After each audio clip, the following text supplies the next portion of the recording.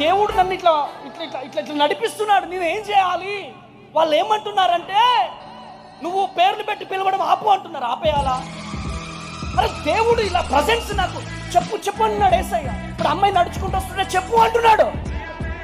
నేనేం చేయాలి? దేవుడిచ్చి అభిషేకాన్ని ఆపుకోవాలా? వద్దు యేసయ్య అని చెప్పేయాలా? చెప్పండి ప్రజలారా, చెప్పండి. హాయ్ ఫ్రెండ్స్, మన ప్రభువుడు మన రక్షకుడైనటువంటి యేసుక్రీస్తు నామములో శుభాభివందనాలు తెలియపరుస్తున్నాను. ఈ రోజు ఈ విధంగా కలవడానికి గల కారణం ఏంటంటే, ప్రియమైన వారలారా చూడండి, అనేక మంది పరిశుద్ధాత్మ యొక్క శక్తిని కించపరుస్తున్నారు. పరిశుద్ధాత్మ దేవుడు ఆది నుండి ఆయన కార్యాలు చేస్తున్నాడు. పరిశుద్ధాత్మ దేవుని యొక్క శక్తి చాలా మందికి అర్థం కావట్లే. పరిశుద్ధాత్మ దేవుని యొక్క శక్తిని కొంతమంది అర్థం చేసుకోకుండా ఉంటే, కొంతమంది పరిశుద్ధాత్మ దేవుని యొక్క శక్తిని ఆసరాగా తీసుకొని వారికి నచ్చినట్లు వారు చేస్తున్నారు. అర్థమవుతుందండి?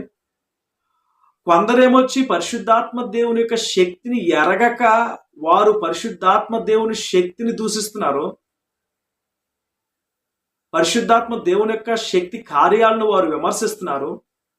ఇంకొంతమంది పరిశుద్ధాత్మ దేవుని యొక్క శక్తి తెలిసి కూడా, పరిశుద్ధాత్మ దేవుని యొక్క కార్యాలు తెలిసి కూడా ఆ కార్యాలను అడ్డం పెట్టుకొని పరిశుద్ధాత్మ దేవుణ్ణి ఏం చేస్తున్నారంటే వారు కించపరుస్తున్నారు, అవమానపరుస్తున్నారు.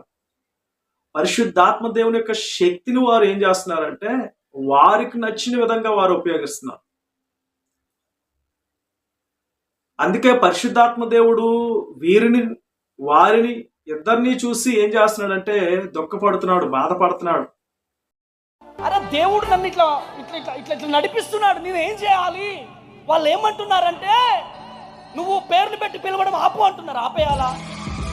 అరే దేవుడు ఇలా ప్రజెన్స్ నాకు చెప్పు చెప్పు అంటున్నాడు యేసయ్య. ఇప్పుడు అమ్మాయి నడుచుకుంటూ వస్తుంటే చెప్పు అంటున్నాడు. నేనేం చేయాలి? దేవుడిచ్చి అభిషేకాన్ని ఆపుకోవాలా?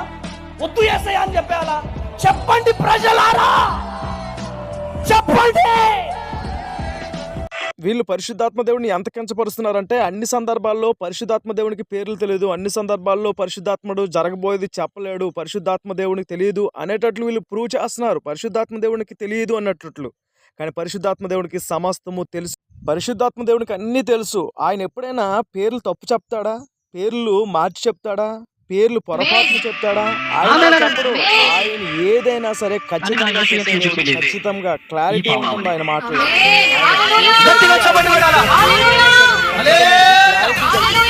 కానీ ఇక్కడ అందరూ కూడా ఆయన పేరుతో మోసాలు చేస్తున్నారు, వ్యాపారం చేస్తున్నారు.